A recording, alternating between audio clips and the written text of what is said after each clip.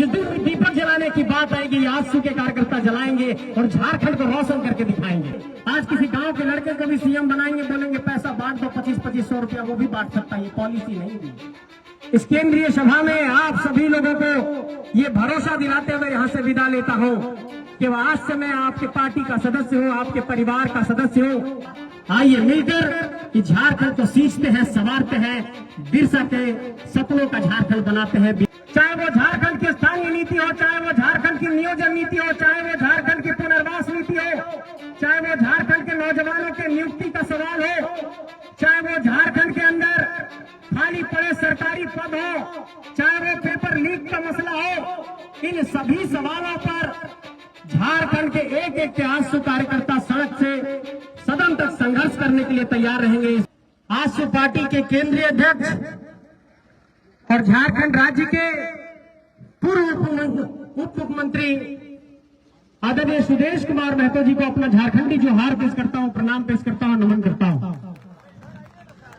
गिरिडीह लोकसभा में भारी मतों से जीत दर्ज करने वाले और देश के लोकतंत्र के सबसे बड़े मंदिर में आजसू पार्टी के विचार को, झारखंड के विचारों को देश के लोकसभा के सदन के अंदर रखने वाले आदरणीय सांसद चंद्र प्रकाश चौधरी जी को भी अपना प्रणाम पेश करता हूं, नमन पेश करता हूं, झारखंडी जोहार पेश करता हूं। और इससे ठीक पहले जब इस मंच का स्वागत भाषण प्रस्तुत कर रहे थे, आजसू पार्टी के केंद्रीय प्रवक्ता, झारखंड आंदोलनकारी देवशरण भगत जी को भी अपना प्रणाम पेश करता हूं, जोहार पेश करता हूं।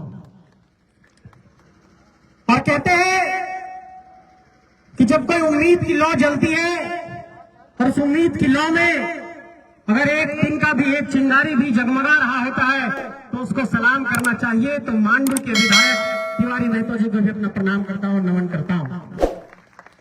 और पार्टी के पूर्व विधायक आदरणीय लंबोदर महतो जी को, पार्टी से पूर्व में मंत्री रहे रामचंद्र सहीस जी को और तमाम सभी पदाधिकारियों को, जो लोग भी यहाँ पर पहुंचे हैं, आप सबको प्रणाम करता हूं, झारखंडी जोहार करता हूं, नमन करता हूं। मेरे साथियों, आज हमसे कई सवाल किया जाएगा कि क्या राजनीति में विचारों की नैतिकता मर गई? क्या राजनीति में विचारों की कोई प्रासंगिकता नहीं रही? आखिर लोग क्यों कहीं से कहीं पर जाते हैं? मैं ये सवाल आज इस मंच से कहना चाहता हूं कि विनोद बाबू ने कहा था कि पढ़ो और लड़ो, लेकिन विनोद बाबू ने यह नहीं कहा था कि पढ़ो और अराजक स्थिति उत्पन्न करो। इसलिए आज लड़ने के लिए आया हूं, आजसू पार्टी का दामन थामा हूं। आज राज्य के अंदर इन पहलुओं पर विचार करना होगा। किस राज्य की उम्मीदों को, इस राज्य की आकांक्षाओं को कौन साकार कर सकता है, कौन मूर्त रूप दे सकता है? तो आपको नजर दौड़ाना पड़ता है कि वो उम्मीद की किरण कहां से निकलेगी। हम लोगों ने एक प्रयास किया था, हम लोगों ने खून पसीना बहाया था, हम लोगों ने प्रयास करके एक घराना सजाया था, एक घोंसला सजाया था। लेकिन इस मंच में बड़ी बुलंद आवाज से मैं ये कहना चाहता हूं कि किसी भी राजनीति में सामूहिकता का भाव होना चाहिए, सबको साथ लेकर चलने का भाव होना चाहिए। और केंद्रीय सभा में भटिंडा के वाटरफॉल में ये सजी हुई मंच इस बात की गवाही है कि पूरे झारखंड राज्य का प्रतिनिधित्व और उम्मीद इस मंच पर बैठा है। इसलिए इस मंच को आज हमने चुना है। मुझसे ये कई सवाल किए जाएंगे कि आपने तो उम्मीदों की एक आवाज जगाई थी, फिर आपने आजसू का दामन क्यों थामा? तो सवाल किया जाएगा। उससे पहले ये जवाब मैं देना चाहता हूं कि आजसू वही पार्टी है कि जब झारखंड राज्य की परिकल्पना को साकार करने की बारी आई थी तो किसी जीप के ट्रैकर पर चढ़कर सुदेश में तो ही आंदोलन करने जाते थे। इसलिए मैं ये कहना चाहता हूं कि कहावत है, कहते हैं कि सभी का खून इस मिट्टी में शामिल है। तो मैं ये कहना चाहता हूं कि एक एक झारखंडियों का, एक एक मूलवासियों का खून पसीना इस झारखंड के आजसू पार्टी में सम्मिलित है। और ये आजसू पार्टी झारखंड के उम्मीदों की पार्टी है, सपनों की पार्टी है। इस पार्टी को सींचने का संकल्प लिया है और इस बात का ऐलान करना चाहता हूं कि आज की तारीख से अपना सर्वस्व इस झारखंड को समर्पित करता हो, आजसू पार्टी को समर्पित करता हो। दिन रात 24 घंटे 7 दिन 365 दिन जहां भी आपको जरूरत पड़ेगी मैं आपके लिए हाजिर रहूंगा। जहां भी बुलाएंगे आऊंगा।